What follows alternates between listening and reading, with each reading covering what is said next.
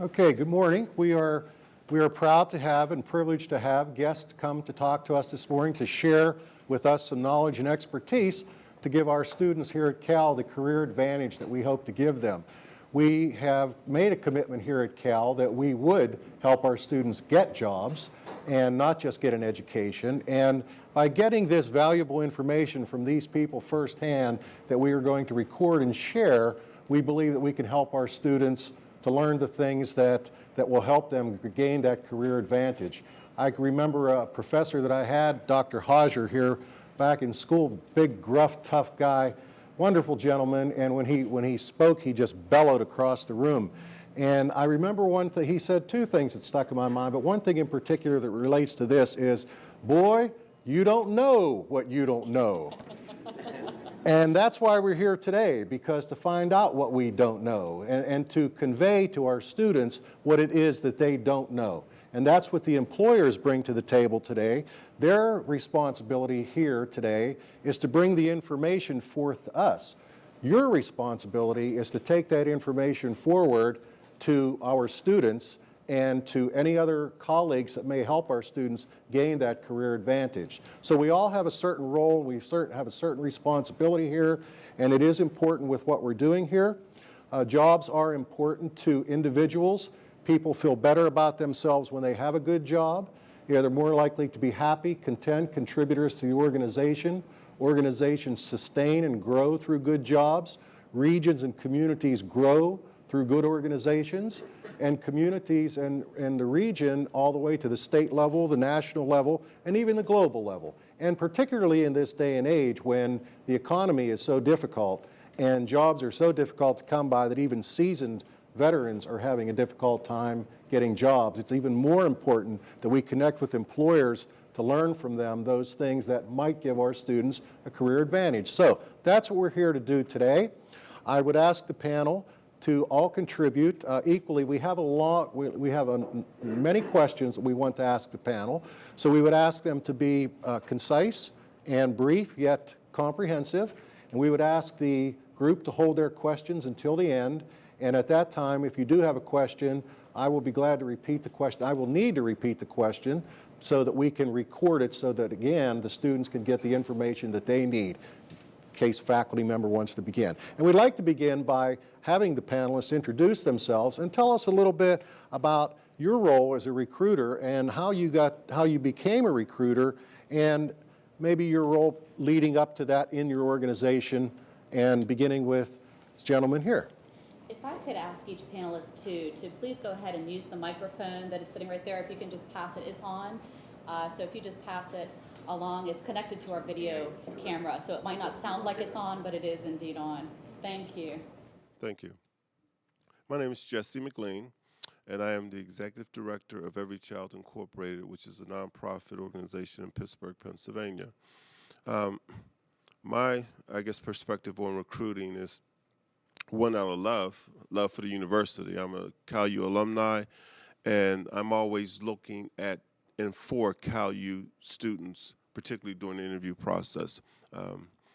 I tend to talk to other individuals, and they tell me their love for Penn State, Notre Dame, and I said, well, I got the same feeling about CalU. So I think it's important that as alumni, we look to give our students an opportunity. And if I can do that, then I feel as though I'm in a win-win situation. Thank you. My name is Bob Breen. I'm with the Pennsylvania State Civil Service Commission Pittsburgh office, which is a unit generally of 8 people to complement Rhonda's awareness of the work economy. We just, this Friday, 2 of our staff of total of 8, which is 25% of the complement, retired. Both of them are retiring. The emphasis there is that they have found gratification and stayed in their work for a long time. Which also means there's 25% vacancy, which we're getting approvals even in tough times to replace these people, which is good, meaning there are jobs in the government. They're never in the paper, and we don't have any high profile on the internet unless people use our website. However, they can and may. I was delighted to hear one of the younger ladies here mention about work with the Department of Human Services of Allegheny County. For reasons that don't make obvious sense, however, because the state funds human services, The Civil Service Commission has jurisdiction over those jobs, and there are paid internships called county social casework interns. They are paid and they have to work full-time for 6 months. They get credit, and further they pass a probationary period and are guaranteed, when do you hear that word? Guaranteed a position with a promotion when they graduate from a field in the behavioral sciences. And further, the Department of Human Services entities, which we test for, have tuition assistance that pays 100% of their tuition reimbursed for their master's degree in a behavioral science. And there are jobs, and they hire in all economies, which is a good thing for people in those professions. Thanks, Bob. Hi, I'm Kino Saavedra. I'm an IT manager at FedEx Ground, located in Robinson Township here in the Pittsburgh area. One of the reasons why actually I'm here, why I'm involved with this organization with Career Services, is to make sure that the local colleges and universities are giving their students and teaching their students the things that we need as an employer to hire their students. And through working with CalU and working with other universities, we have made some inroads into helping develop curriculum, helping to make sure that the students are employable when they get out of college. I'm really, like I said, my function is an IT manager. I'm not really a recruiter, but I do hiring, which means that it's important for me to make sure that we have a good pool. And it's because I'm from this area, the Uniontown area, I live there, and I have connections to CalU. I have relatives that come here, attend here, and work here. My goal is to make sure that those people that I know and people that I work with and I live beside, if they're going to go to school here in a local school, that they can actually find local employment if they're hoping to find local employment. Hi, my name is Mike Bazzelli. I'm a recruiter with Westinghouse Electric Company. I also went to school right down the road at Washington and Jefferson. With the recent nuclear renaissance, we're hiring a ton of folks. And I think it's very important that we touch base with colleges and universities in our backyard. So I'm here today, just to extend the olive branch and continue to create a relationship with California University. Well, gentlemen, thank you all. And let's begin the questions with what type of candidates does your organization recruit, and when do you do the bulk of your recruiting?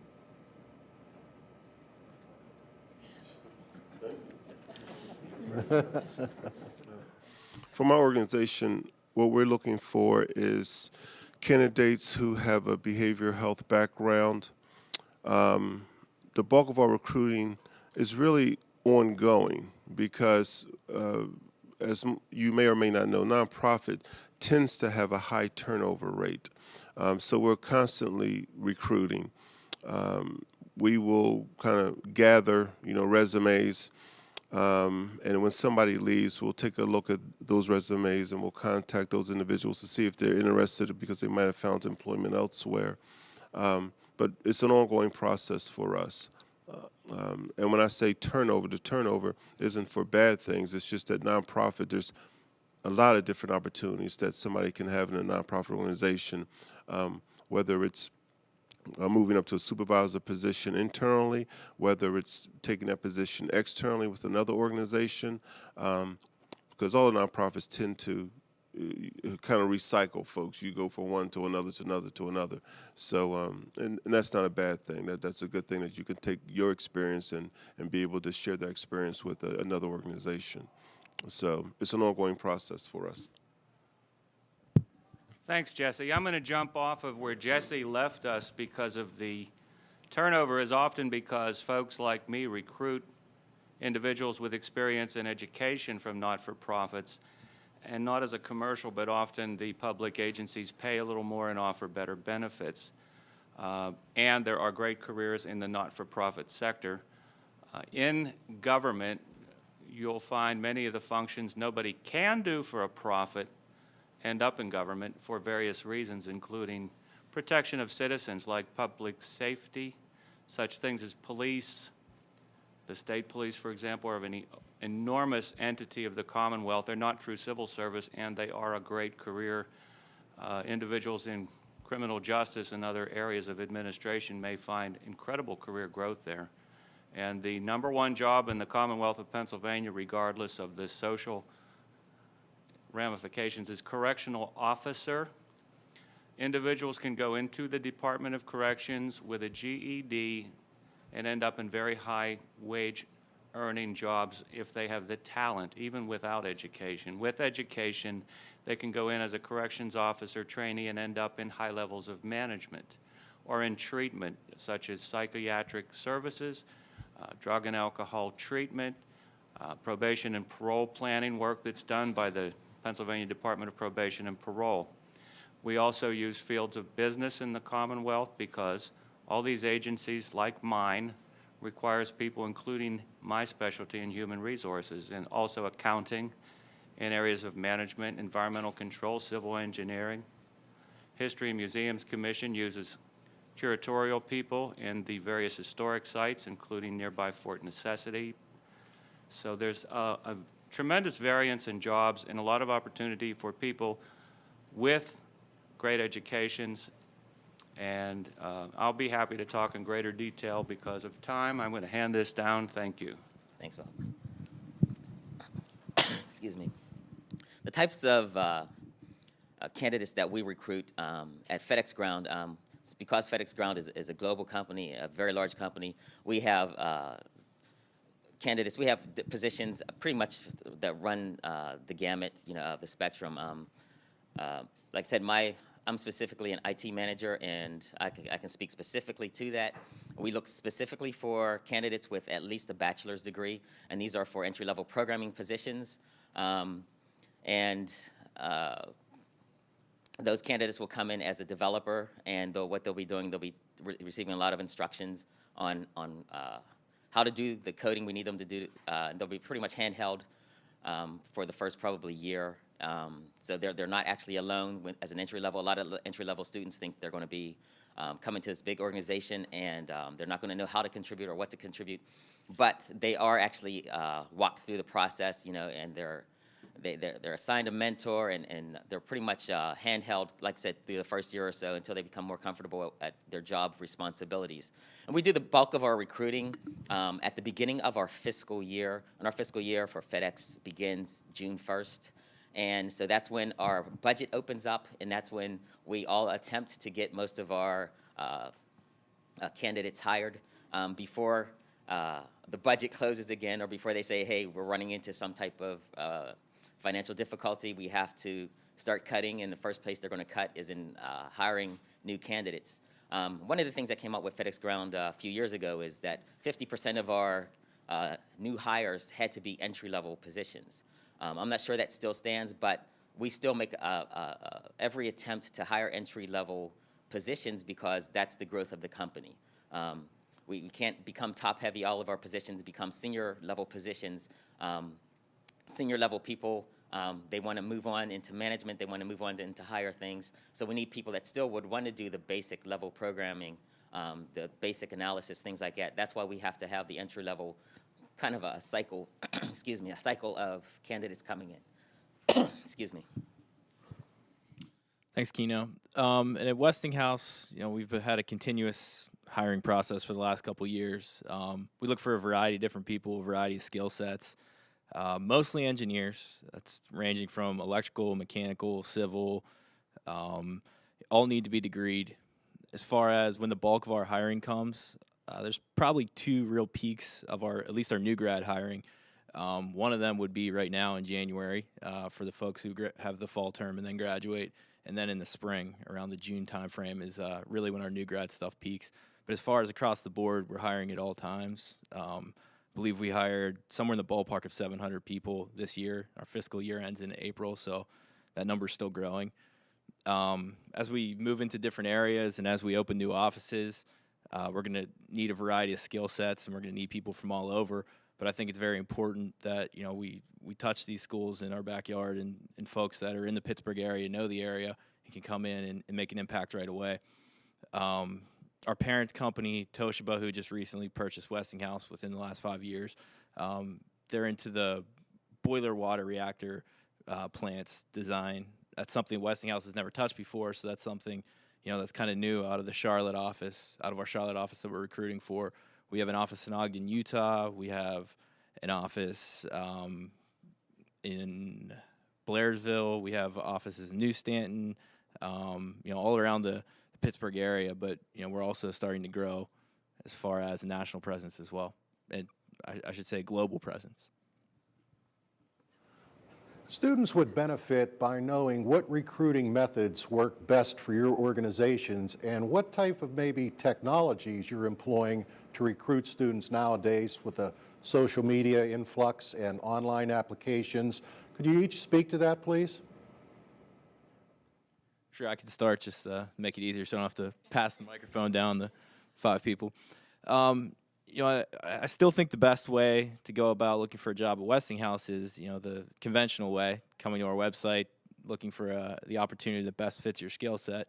But, in this day and age, technology plays a huge factor in our recruiting efforts. To be honest, just to be flat out honest with you, there's nothing I like more than when someone actually comes in and finds me on LinkedIn or something like that and says, this is what I want to do.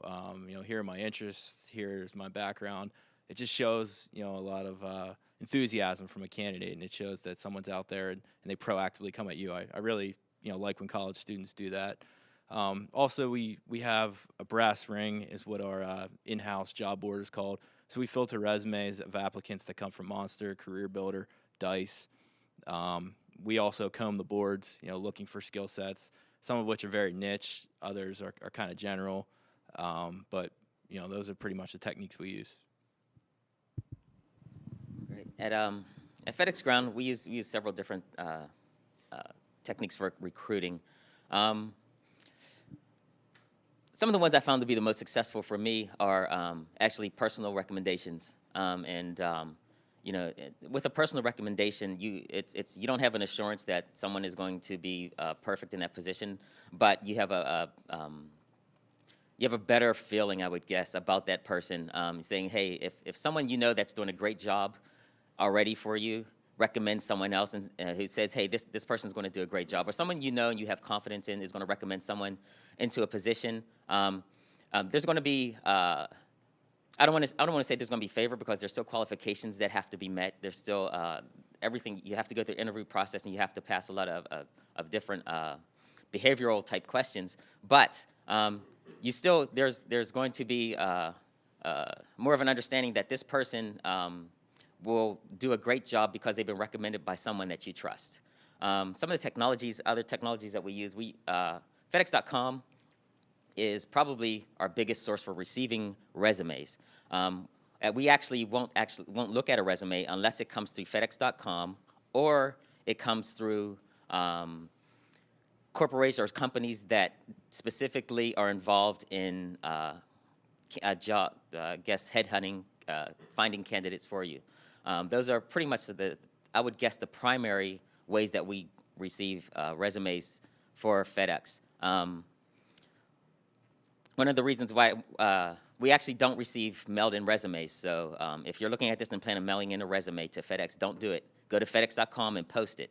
One of the reasons why we actually used FedEx.com instead of taking in resumes that are mailed in is that for us, it's much more efficient. It's already electronic when it comes to FedEx.com, and we have what we call scrapers that go through your resume. And if you applied for a specific position, let's say a programmer position, we have scrapers that go through that resume and pull out the technologies that you've either learned in college, that you've used on jobs before, that we need for that specific position. And that's what's going to qualify you for that position. So if you're applying for a position and you put your resume on FedEx.com, make sure your resume has some of the qualities, or has the specific technologies that you understand and that you know that you've used or that you've learned, and make sure that they're related to that job position that you're applying for. Because if our scraper doesn't find, and when I say scraper, it means we go through that resume, we look at it electronically and pick out keywords. If we don't find those words in that resume that match to that position, that resume will not be submitted to the hiring manager for that position. I've been recruiting since before the internet, and it's amazing to me and informative, and I learned so much from my colleagues here that, like Michael considers the internet traditional, I go back to resumes and paperwork. And these gentlemen are definitely correct. We are now in an all online presence, even the government. We are extremely high tech, and we even have computers do all the civil service testing. Most of our incoming applicants apply over our website, and it's to their benefit greatly. It retains their information, so individuals in government whom it used to be you had to reapply and reapply and reapply until they were hiring for the position for which you were seeking. Now it saves that information, and you can apply and then subsequently apply for other examinations or the same ones as they recur. To ensure probability of success for your students, yourselves, or whomever you are advising, it is recommendable that they use our online system. And there's a section that says careers for college graduates, so that folks can apply for as many positions as they qualify for. It's to their benefit to do so. It is nearly impossible to predict what programmatic areas the state or the counties that we test for will be funding. If somebody wants to do public service, which can be a fairly fun career field, I definitely am glad I do it, you need to be testing and competing for the jobs that get approved to be hired, and it's nearly impossible to know beforehand what will get approvals. Consequence right now of a bad economy, they're hiring unemployment claims interviewers. They're called intermittent and they work full-time. It's kind of an oxymoronic thing, but because they don't want to retain people necessarily under union contract, they're defined as intermittent until they work so many thousand hours. And then these people gain benefits and status as employees and can be promoted and begin really excellent careers through what appear to be fairly vague channels of first-level employment. That's possibly why they still pay people like me and the people I work with to go out and explain things that are consistently vague and hard to understand. And when you finally grasp why, there's really good reasons for that. They don't want to encumber the taxpayers with thousands of extra employees that after a wave of economic change happens, the taxpayers get stuck with the overhead. And when people look at it that way, it truly makes some sense. And individuals looking for introductory employment opportunities have great opportunities during bad economies with the government. We serve, like Jesse's organizations, we serve people on hard times. We serve people hard time in prisons. We deal with people unemployed and people on welfare. And when we see economic times that are looking bleak, there's good entities within government serving the affected populations where there are excellent careers. And because of that, we still go to a lot of job fairs. I and people I work with still get sent out to speak to people so that folks like you that either are seeking or help people who are seeking careers can find out, yes, there's great opportunities. They're less conventional than the organizations around me, perhaps, that are in the business of business. However, we're in the business of helping the taxpayers of Pennsylvania have a decent place to live. And it's highly gratifying, and it's certainly a reasonable way to make a competitive living and have great benefits.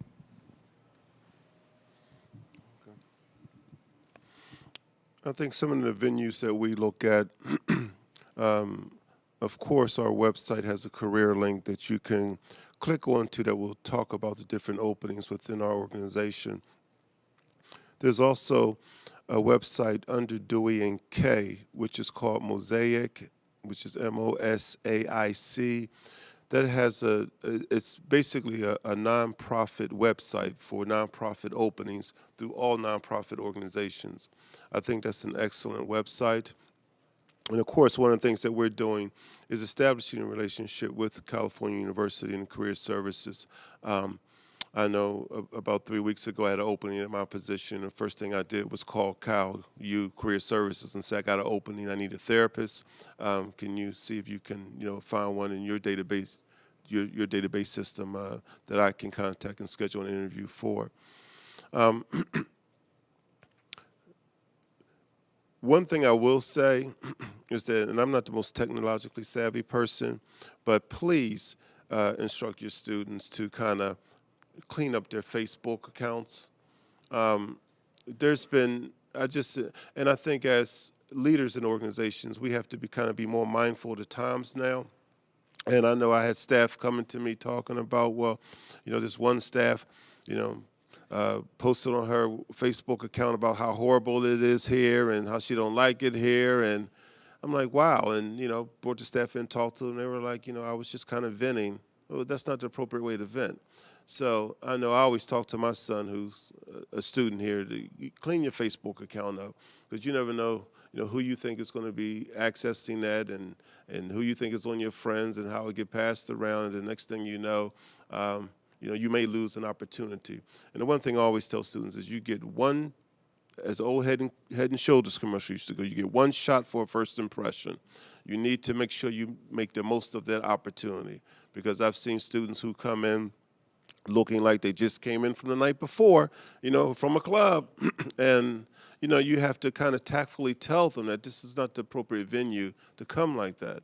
So I think it's very important that CalU prepare its students for these first impressions, because to me, and I like to always use analogies, your first date. I mean, your first interview is kind of like a first date. Everybody's on a good behavior. And everybody's trying to say the right things.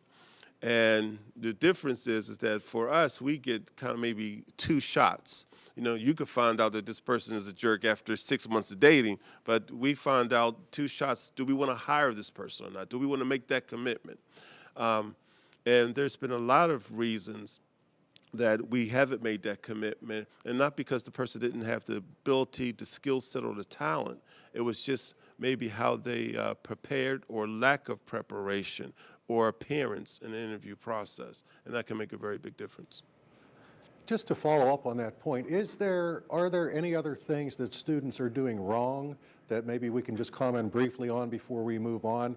That was very, very, very telling for students to know that when students make application, oftentimes they send that in and they think, okay, I'm on the right track, not knowing whatever. So as the group here, do you see any other things, any other pitfalls that are obvious for students? I'll start. I would say that for me, what I see in the nonprofits, and I talk to other leaders within nonprofits, and one of our biggest concerns is that, students will schedule an interview and then they don't follow through. They don't call, don't show, don't come.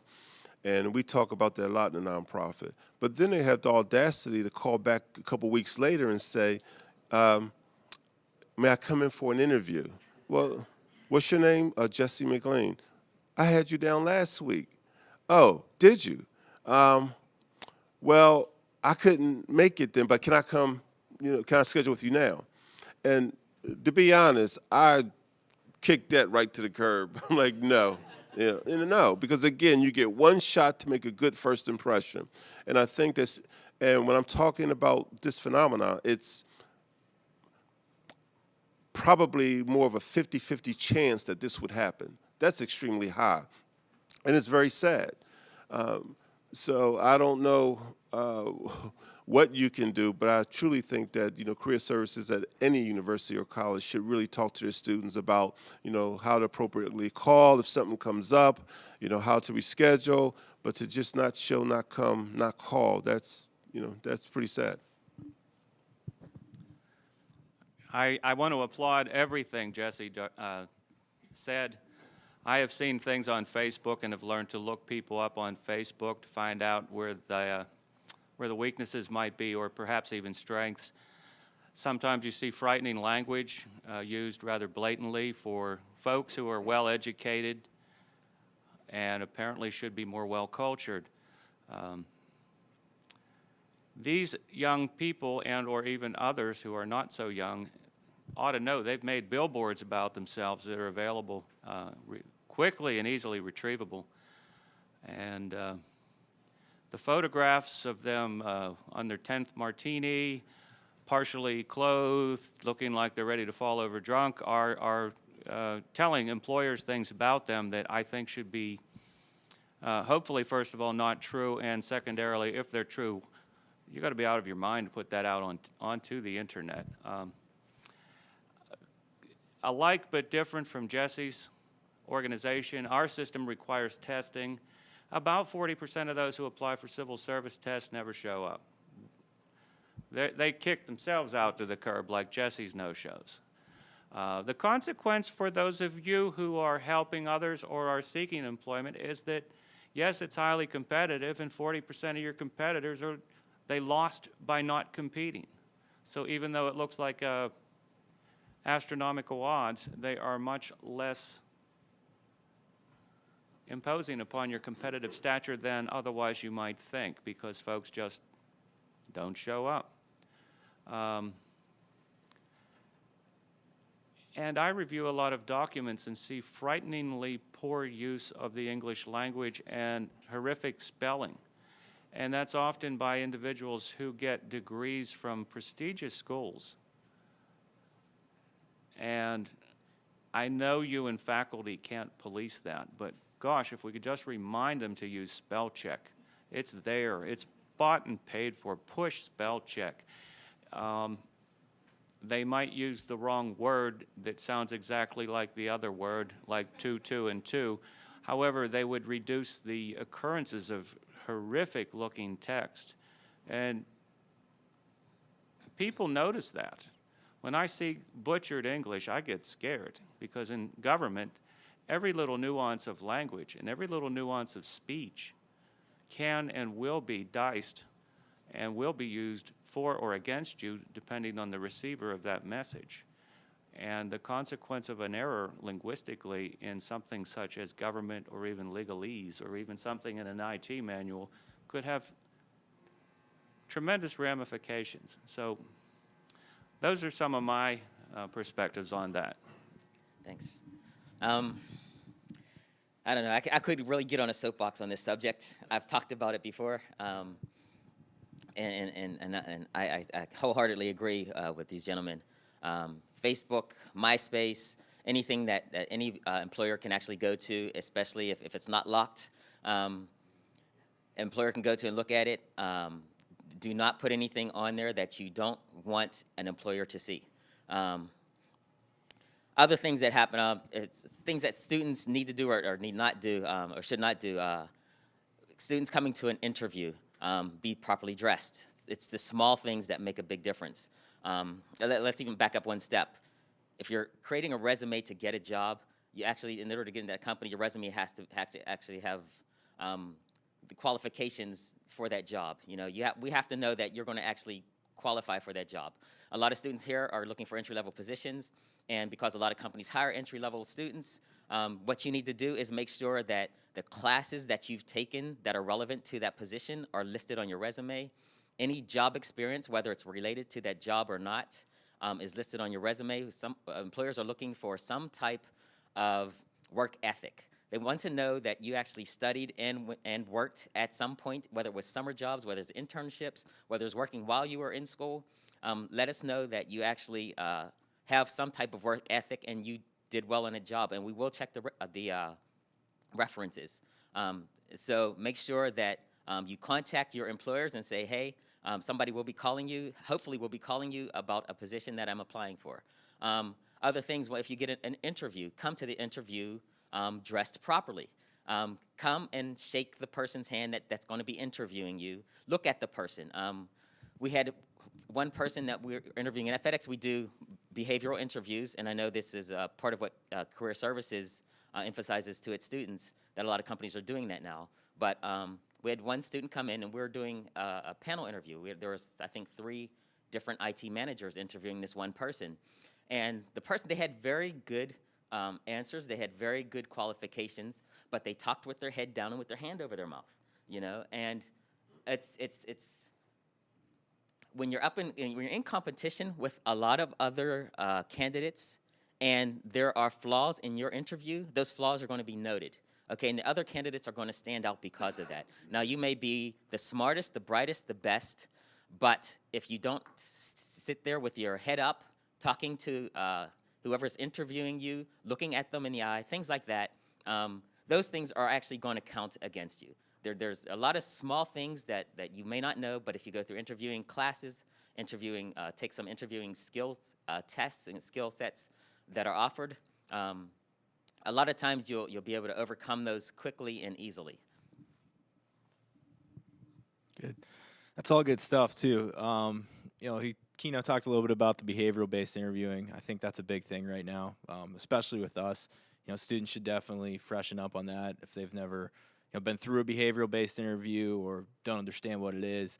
You have to be able to, put your past experiences and tie them into the role or the questions that are asked of you. I know a lot of folks come in and they're pretty nervous, and it's not just new grads. It's folks who haven't interviewed in 10 years, and they don't know what a behavioral-based interview is. Well, if someone told me I was headed on a behavioral-based interview and I've never heard of it, I'd probably look it up and do some research.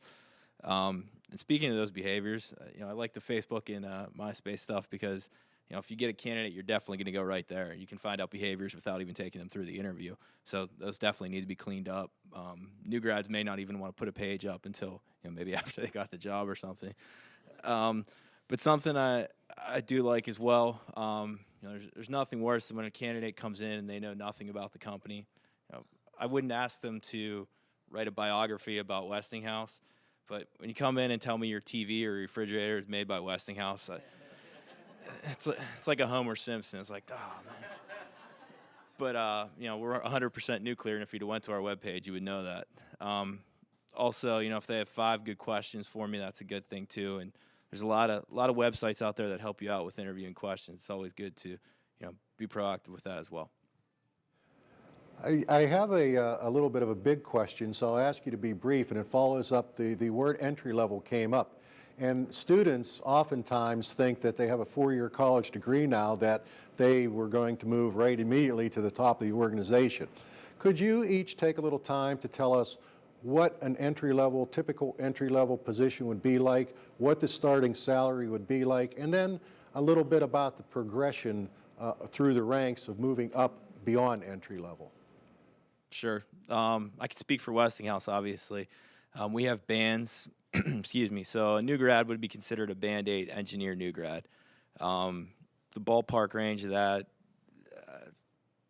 I don't want to give specific numbers because sometimes it varies from skill sets. But we have specific bands that goes along with years of experience, years of relevant work experience. So after 3 years, if the hiring manager decides that someone's ready to take the next step, they'll be moved into another band, and that helps them professionally as well as financially. Obviously, if you're growing internally as a leader, you're going to be rewarded for that in those 2 areas. Westinghouse likes to develop leaders from within. We have right now we're running into something where we have a lot of the gray beards, and then we have a lot of young people. So the gap in between is somewhat concerning. So we're trying to develop young leaders within, and people are rewarded for that. Thank you. Likewise, we at FedEx, we have bands also. Entry-level students coming into the company in IT, they'll start off as a developer, which is whether they're RPG, C++, C#, Java, which right now most of us are hiring Java programmers. They're going to start off as an entry-level Java programmer. And like I said, they're going to be handheld. They're going to be walked through the steps, pretty much given specifically what they are to code, and everything will be checked. And those students that come in, or entry-level, candidates that come in without any previous experience, will start somewhere around the $50K range, maybe a little higher if they actually had an internship in that field. That actually counts as experience for us. The students coming in, as far as promotions go, promotions are based upon your performance. And so we have some people that come in to the company, and I'll stick with entry level. Some entry level candidates that will come into the company, and after 2 years will get promoted to a higher level programmer. We have some that may stay in that position for 3 to 4 years. It all depends on your performance, and it's a performance-based promotion. Performance-based pay is what we go by, and 3 to 5 years, you're looking at probably 2 promotions within that time from the time you started. In promotions, you're making a pretty significant jump in salary with each promotion. In state government, we have a workforce of in excess of 70 to 80,000, depending on when we are and what economy we're in and who's in charge of the state. Entry-level positions occur in accounting, auditing, fiscal control, administration, computer-related work, most of which is in Harrisburg. And when I recruit, and I'm out of Pennsylvania in the western third of the state, most students out here don't want to go there. That's where the jobs are, end of story. We have engineering, mostly civil, environmental control, mostly air, water, soil, and mining related. Quality of the planet type of jobs for people in the natural sciences. There are positions where people can start in clerical work, social services, employment services, medical. My biggest field in medical is registered nurses. And we even hire LPNs right out of VOTEC schools. They start at around 37,000. Registered nurses around the 50 to 52 zone. Most social services people and casework in the mid to upper 20s and as high as in the mid to upper 30s. And most of our bachelors of science entry level, they're looking at low to upper 30,000 starting pays. And we even hire people in the skilled trades who are journeyman workers for the maintenance of the state's infrastructures.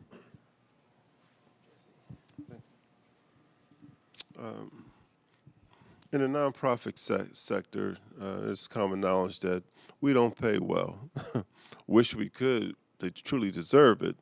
But the pay range for an entry-level position, which would be a case manager or entry-level therapist position, will probably be upper 20s to start with a bachelor's degree. It'll be probably about 5,000 higher with a master's degree.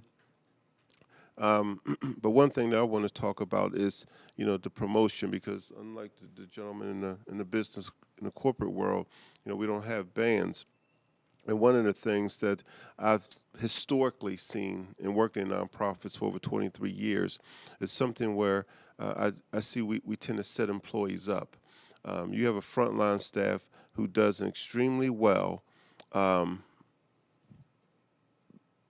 merit raise, performance-based raise, and then there's a supervisor position available. And I would approach them and say, you know what, you're doing a great job. We want to put you in a supervisor position.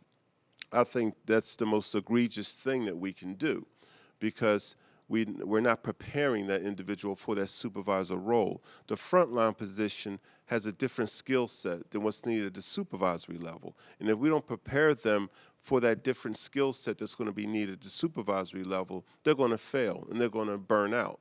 Because at the supervisory level, the primary skill sets you're going to need is conflict resolution and problem solving. And if individuals don't have a comfort level with that, they're not going to succeed. So one of the things that I started with some other nonprofits in developing a training collaborative among these nonprofits to prepare individuals and prepare frontline staff for those supervisory positions and those coordinator and program manager positions, so that when we do see what we call rising stars, we can prepare them for that experience and hopefully allow them to have a very successful experience.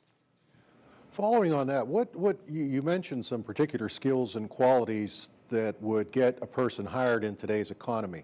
Are there additional skills and qualities, or are there differences in the organizations, across the organizations here, that students should know about? What specifically are the skills and qualities that employers are looking for?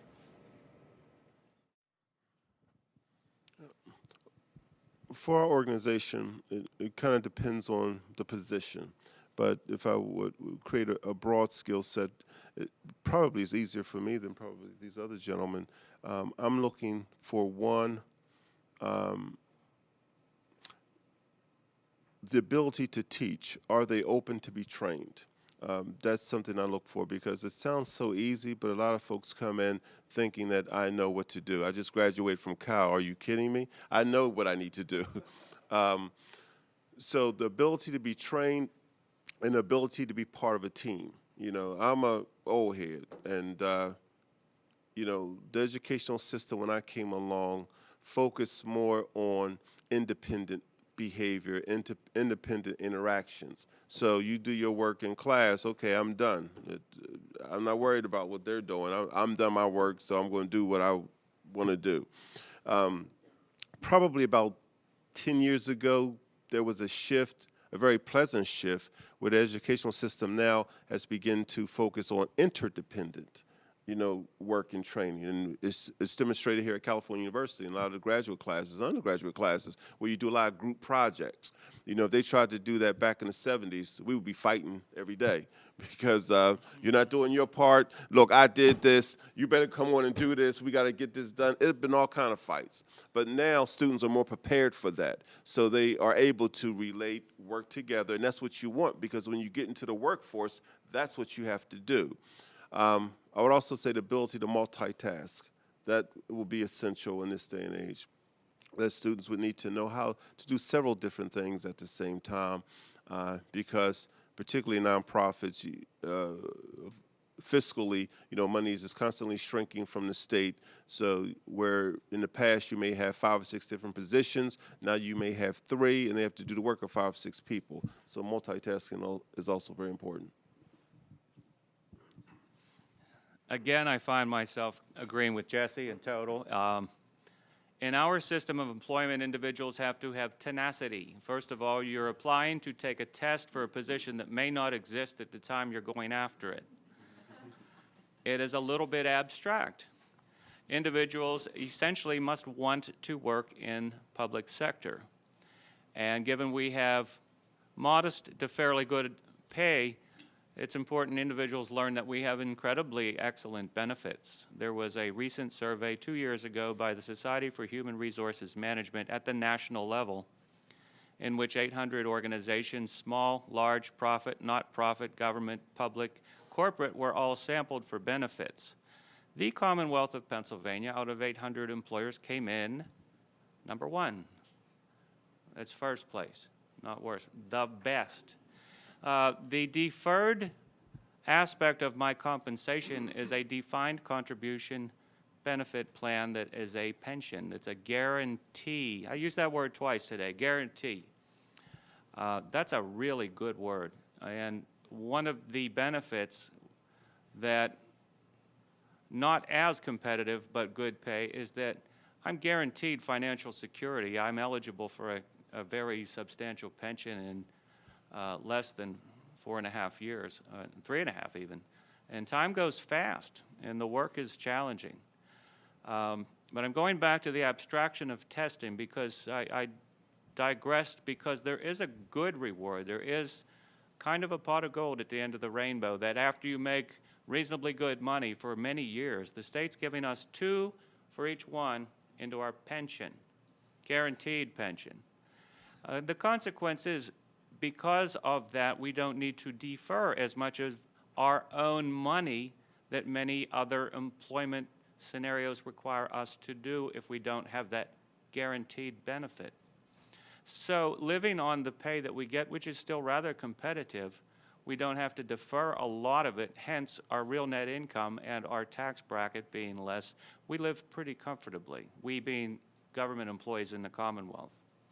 So the distraction of taking a bunch of tests, which I always advise serious applicants, take as many as you qualify for, don't have any concern for what the job is as long as you get any job. It's kind of sloppy, okay? And it's the tack I took when I got into the state, and the irony is I got hired for a position that was the highest level, highest skill position for which I felt least well qualified for.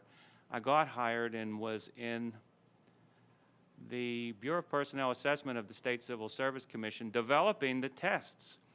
And I was always a little on the sarcastic and cynical side, and I used to wonder, who are these jerks that write all these tests? And they hired me to be the jerk.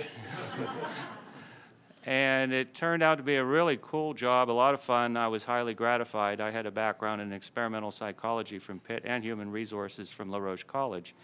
It fully used all my background in a manner that gave me a lot of personal gratification. You might call it the the feeling of growth and development in the use of all those things that my professors taught me, and I was a little cynical and sarcastic in those days too, wondering, what are these professors teaching us this stupid stuff for? And the consequence ultimately was even the most abstract coursework was of value in my research of jobs in the state government. I used practically every subject I ever learned and had a good time, started a really fun career in public sector human resources. And once an individual jumps through all those tests that we jerks create that are related to entry-level skills for the jobs, really are, then they have to do the stuff that Jesse said and the stuff that the corporate world does. We use the behaviorally anchored rating system interviews, where individuals then get to go and show and tell and sell and demonstrate how they answer situational questions that are provocative of how you really solve problems in the world as it occurs. And all our organizations do the same thing ultimately. We take on huge problems with extraordinary consequences and we resolve them, whether it's to make money, do IT, save people from drug and alcohol addiction, or even keep the state from going under when tax revenues are low. We are all resolving conflict. We are all resolving problems with limited resources for the purpose of some kind of a productive outcome. So we're getting to the point ultimately in that employment interview where individuals have to have good diction, dress with reasonable respect for the people who are going to make a decision to buy them or not, and they're going to have to demonstrate they have the capacity to resolve problems, even if they're fictional, when we present them in the interview. They're all based on real-life occurrences. And problem-solving, communication skills, and appropriate posture, eye contact, and attire demonstrate a whole lot about the person's willingness to conform to the organizational expectations and ultimately to the consumers the organization deals with, who are the source of all their income or gratification. Thanks. Other than qualifications, the hard qualifications that we're looking for from candidates applying for positions, I think the biggest buzzword now is soft skills. It is the communication skills. How do you're walking into a room, shaking your employer's hand, you're looking someone in the eye. What's big for us with the communication is that when I hire you, I want to know that at some point I'm going to promote you, and you're going to be attending meetings for me, and you're going to be a representative for my team in that meeting. And I need to know that you're going to be able to get our point across and be able to relate to all the individuals in that room, which may be anywhere from your peers on the same level up to vice presidents. What we need to do or what we are doing, and we need you to actually take what's said in that meeting, be able to write notes, legible notes, publish them, and come back to our team and communicate those to our team. Extremely important. And it doesn't start out, you won't start out in the company doing that, but we want to know in that interview that at some point we're capable of moving you into that, because that's going to be your normal career progression, we would hope. Other things that we're looking for, and I think both of these gentlemen touched on it, is that part of your behavioral interview, most of the managers that ask you questions, behavioral type questions, at least one of those questions are going to be about how well you worked with other people, or how well you work with other people. And we're going to ask you to provide an example of that. So we're going to need to know that you actually can work with other people, whether it's people that worked well with you or did not work well with you. And in my interview questions, I asked both of them. I asked about how you dealt with an individual that was difficult to work with on a project or assignment if you're in class. And it's important for you to be able to handle those things. I guess that's about it. I think that's a pretty good summary in general. You know, we look for the same basic qualifications these gentlemen do, soft skills, team players. But what I like to tell people is, you know, find one way to separate yourself. You know, I could look at 10 of the exact same resumes from the same school. great grade point average, well-renowned college or university. Well, what makes you different? Come in with one thing that when the interview ends, I'm going to say, hey, X, Y, Z. This is why I like him better. Everything else on paper, their answers, they were pretty much the same, but this is what made him better. And, separate yourself doesn't mean giving me like a fist pound when we leave or something, but it could be as little as, show that you've prepared for the behavioral-based questions or, know more than anyone else about the company. To me, I think that's the way to do it, is to separate yourself. Well, we talked about the importance of internships. You hear how strong of a program California has as internships. I think from a student's perspective, though, they don't always understand from the company perspective the value of internships, the number of internships that are available, how it relates to them even if it doesn't work out, and what the pay of it might be. I remember the Human Capital Policy Institute at the University of Pittsburgh a few years ago did a study about the best job in Pennsylvania was the game commissioner, and made $90-some thousand a year, but there was only one position available. So when we talk to students and we say, go find an internship, what are the realistic numbers and opportunities for internships and importance to companies? Sure. And I could say, just from a Westinghouse perspective, we bring in over 100 interns every year, some of which come back during the holiday period as well. So, roughly anywhere from 100 to 150. And we like to hire from within. Obviously, if you're coming in and doing an internship and you do a swell job, the manager doesn't want to put you out on the market. They'll give you an offer for the next year. Internships are vital. I think as a recruiter, you look at someone with an intern as opposed to someone who doesn't, and you can understand that, this person was in college, they were doing this activity and had a social life, and were able to hold down an internship as well. It shows that, you already have a little slice of what it's like in the real world when the alarm rings at 8. So, or 6. I've hired 2 interns, summer interns. I had my last one last summer. He did a great job. I hired him because he had some Java classes in college, and we put him on a project, and we gave him specific tasks for that project, and he had to finish it within 3 months. And it's a project. For us, it's still an ongoing project, but his contribution proved to be close to immeasurable for that project. So the interns are not going to get assignments that mean nothing to the company. We actually are bringing you into a company for a purpose and a reason, other than to give you some experience and to be good corporate community citizens. When interns come in, and I can't speak for all disciplines or all of the different majors or within the company or different positions within the company, but I know in our company, they're going to be making probably somewhere between, I guess, $14 to $20 an hour as an intern, which is probably the best summer job that you'll ever have, best paying summer job, I should say, that you'll ever have. And the experience that you get out of it is going to be incredible. Our interns are required to actually do a project at the end of the summer to pretty much they're going to display to their management, to our upper management levels, and to all of their fellow interns in the company, actually what they did during that summer. And a lot of these interns are getting credit for that or getting rated somehow by their schools that they come from. And so we as managers are expected to provide some feedback to those schools. And we do. So it's in your best interest to come into an internship understanding that this is actually a real job for you, that you want to absolutely do your best, do the best that you can. You're going to get paid very well for it. You're going to learn a lot. And interns with experience, if you multi-year interns, actually the next year you come back, you'll actually be making more because now you have experience. And actually also when we hire interns that are based upon your level, your year in college, you actually get paid based upon that also. So a junior level will get paid more than a freshman level.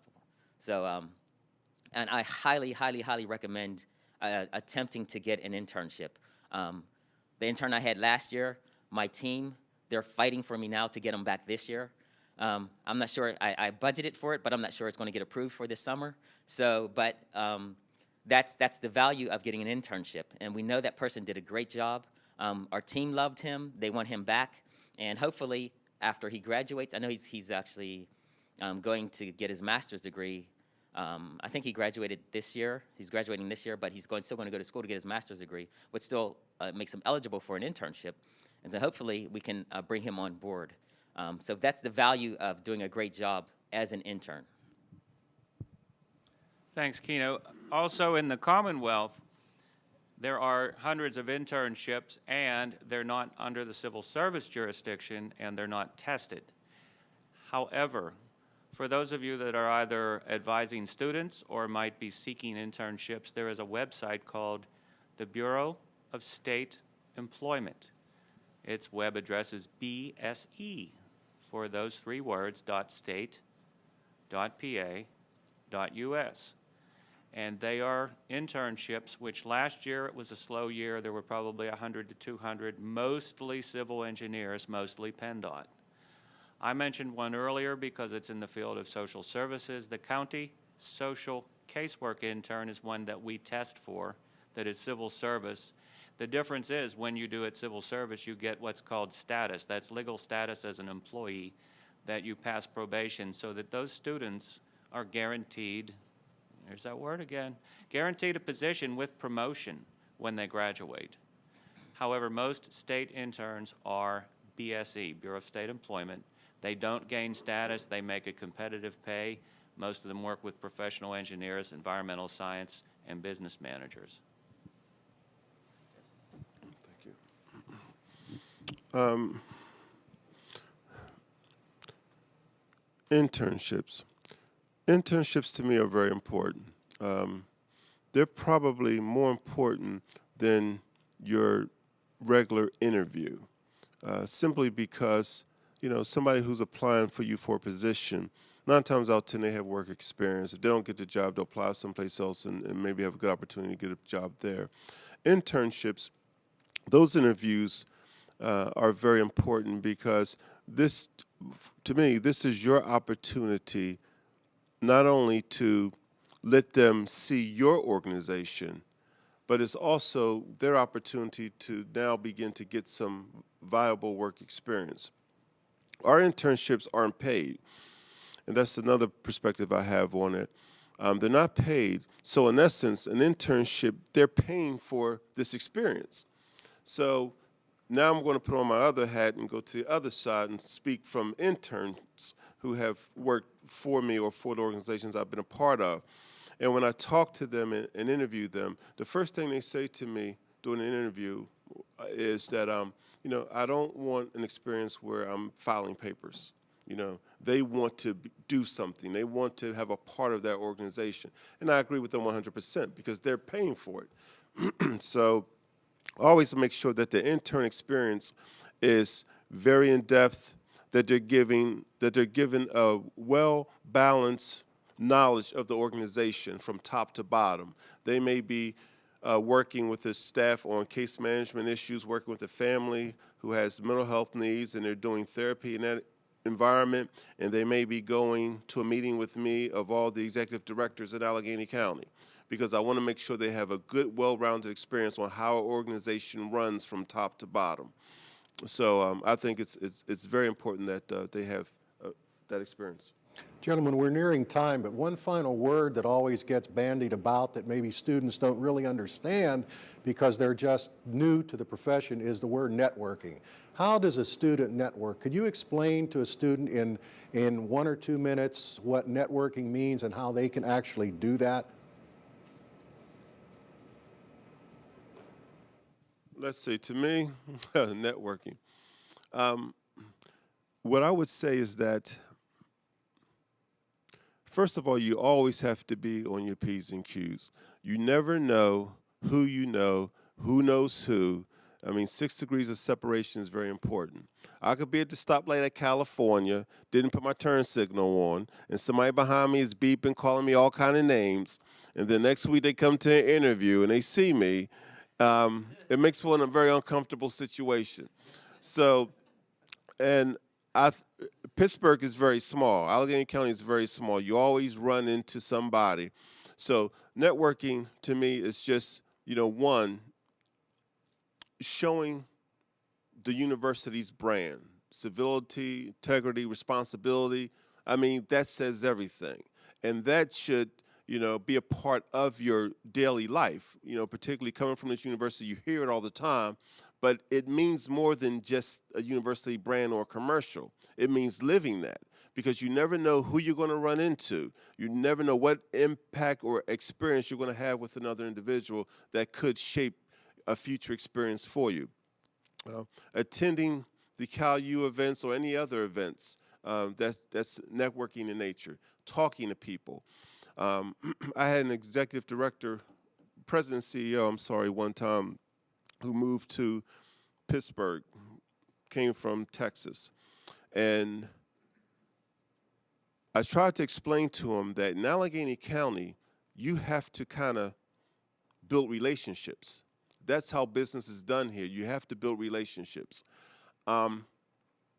And his response was, I ain't got time to build relationships. I'm trying to run an organization. I don't have time to build relationships, so I don't know what to tell you. Consequently, I've learned now that, his funding to his organization from the state and county has been reduced about 50%. Because he doesn't build those relationships. You have to build relationships. That's networking in terms of talking to individuals. For example, my staff is having a welcome breakfast for me in this new role. And they're inviting all politicians, executive directors, things of that nature. That's a networking opportunity for me. In the next year or 2 years, I'm going to need to probably build up some grant revenue. There's going to be a lot of foundations there. That's an opportunity for me to network. And whenever you're in a situation to talk about yourself, to talk about your ideas, to talk about your vision, that's networking. And somebody is going to say, you know what, that's a pretty good idea. I know somebody, I know Bob. Why don't I get you in touch with Bob? Tell that idea to Bob so Bob can hear that. And I'm sure he'll help you out with that. That's all a part of networking. Again, I agree with Jesse. We must have known each other in a past life. I strongly agree. I'm going to jump further because he covered things I like already. First point of contact, probably speaking to the choir, the students meet their professors. Their professors sometimes are even from the field of business in which they teach, which I had the pleasure of meeting and finding that out with Shirley this morning, who's number 14 in the country in schools of marketing. 9, I'm sorry, I apologize. And I'll bet you your tuition is less than, well, much less than the top 8, much less. I went to a graduate school where we had many practitioners teaching at La Roche College for Human Resources. A lot of your adjunct professors, and many of you know, you came out of business and industry that you teach, and your adjunct people are kicking butt in the businesses that they're engaged in and teaching in.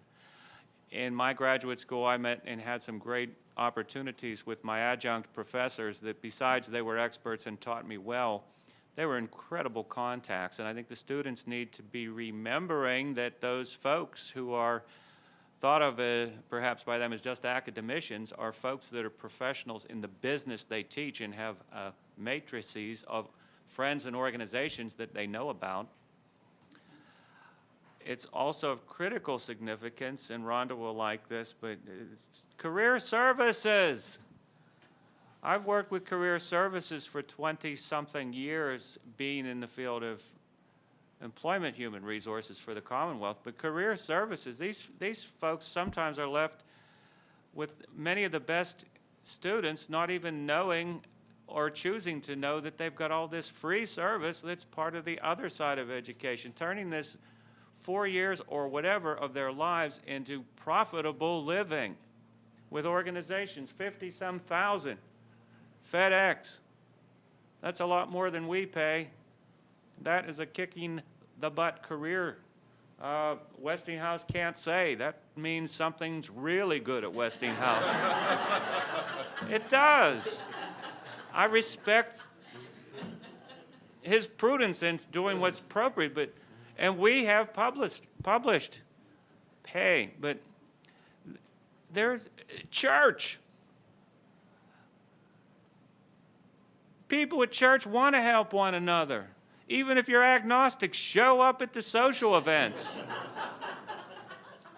I was at a men's group last night to a church where I'm not even the same denomination, but I have friends there. Besides an incredible meal and 3 pastors that gave incredibly provocative and inspirational speeches, the guys I met were corporate leaders from a very affluent section of Pittsburgh called Swickley. If any of you know Swickley, there's some real movers and shakers. Parents. Sometimes our parents have friends. I mean, we're going down to your students, 20-some-year-old people. My buddies' parents, who I'm still friends with, were leadership folks. I grew up, luckily, in a nice neighborhood where a lot of my friends' moms and dads were movers and shakers. My buddy's mother was a social worker, had an MSW from Pitt. His father was in industry with a branch of Draveau, which at that time was big. The network is usually right in front of the person, and they're not thinking that. And our job, at least many of us who are my generation, or those of you that are student leaders, is to remind your young friends and colleagues that the network is right here. It's here now.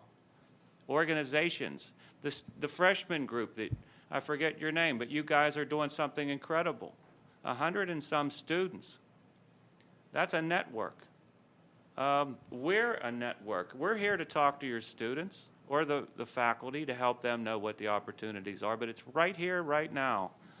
It's organizations, it's community groups, it's community events.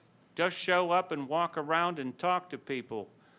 I'm less shy than a lot of people, so I can do that. But some students, if they just walk around with a name badge on, somebody like me will say, hey, tell me your background. What's your major? There's people like us paid to do that. I'm a headhunter for the Commonwealth, and some of my friends are in this audience that do that for their big companies that hire hundreds and thousands of people.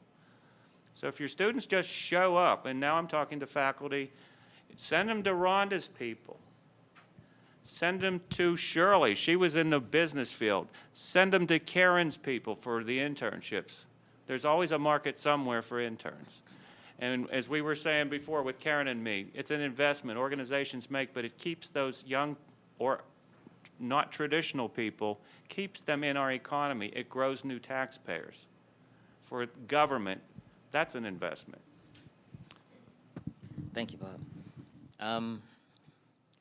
These gentlemen said making sure that you actually meet people, coming to activities, functions on campus, asking for their business card when you come to the functions on campus, and then telling them something about yourself. Just say, hey, my name is, and this is my major. Whatever it is, whatever it may be, if even that little bit could be enough to make you stick out in their mind for that moment, and perhaps remember you if you were to call them or send them an email at some point later on. One of the biggest things with networking is, even though you may get out there and meet a lot of people and greet a lot of people and get business cards, if you never use that, you're not using your network. Take those business cards and send somebody an email, okay? Use the people that you know, like Bob was saying, use career services. Rhonda may know someone at a company that you're looking to seek a position at. Use the people that you know to get to those companies, to get to those positions that you're looking for. If you don't use it, it's how can it work for you? You actually have to get out there and make the tracks. And it's not difficult to make the tracks. I know there's a lot of students that I've talked to in the past who have sent me emails saying, hey, if any positions come open, if any internships come open, could you please just drop me an email, let me know, okay? And it's up to that individual to do so, but what you've done is that now you've added that person to your network, and that person is in a position to assist you, to aid you in your career goals. And I'm sure it's like this with most other organizations as it is with ours. Even if I'm not hiring for a specific position, there may be other managers or other teams that are. And I could recommend, say, hey, I met this great person, you know, at CalU, you know, and they're looking for a position. This is their email address. This is their resume. So you never know that if the network or the person that you've met and that you've networked with is actually going to pass that on to their network. So it's very important that you get your name, get something about you in front of them when you go to these events, when you meet people, when you, if don't ask me for a business card today, by the way, I didn't bring any. But get a card, Get a name, talk to them, you know, and just get your face, get your name in front of them. It actually helps a heck of a lot. And I think another big thing is casting a wide net. You know, you never know who the person may be that helps you get your next job. Especially a new grad coming out of school, make as many contacts as you can. It's by joining clubs, organizations. You know, set a goal for what you actually want to do. I know coming out of college, I had no idea what I wanted to do, but when I did realize I wanted to go into recruiting sales, thought about the people that could help me get there, who I've met, who would help me, and then, you know, that's the way to go about your networking process. Also, technology now, huge factor. You know, go onto LinkedIn, find someone who graduated from Cal and, you know, was on the ultimate Frisbee team like you. Send them a note, and I'm sure they'd be, you know, happy to hear from someone like that. So I think technology plays a key factor in networking as well. Just from my own personal experience, I got my internship in college playing a pickup game of basketball, what happened to be the president of a staffing firm. So, you know, I think you never know when people can help you out and who that person may be. Well, gentlemen, those were excellent comments, and I would like to open it up to questions, but unfortunately we are nearly out of time here. We need to move on with the rest of the program. I think it would be unfair to just have 2 or 3 questions when I bet there are probably 50 good questions out there. And so if you do have any additional questions, maybe you can submit them to Rhonda or submit them to a member of the panel afterwards during the break and find out some more information. But I would think that we would all agree here today that these gentlemen have done a fine job of bringing us some very valuable information. And on behalf of Dr. Armenti and our Career Advisory Board, our Career Services Advisory Board, all of our staff, and most of all, our students who will see this many times over now that we've recorded this, what you have placed before them today is some of the most valuable knowledge that we have captured that we can share with them, because it's one thing when the faculty and the staff talk to them, but to hear it from the people who are actually out in the field and who have lived that life and talk in the terms that they understand, it's more valuable than you can imagine. And we are very grateful for your time and your indulgence with us. And I am grateful for your indulgence as a group and hope that you can take this message forward. Hope you learned enough here today that you can answer some of the questions maybe now for the students to help motivate them, take them forward, and using the videotape that's available now to augment what it is that we're trying to do with the students, again, to give them the career advantages that we're looking for. So I applaud you all for all of your time and effort here today, and I think our panel deserves a warm round of applause.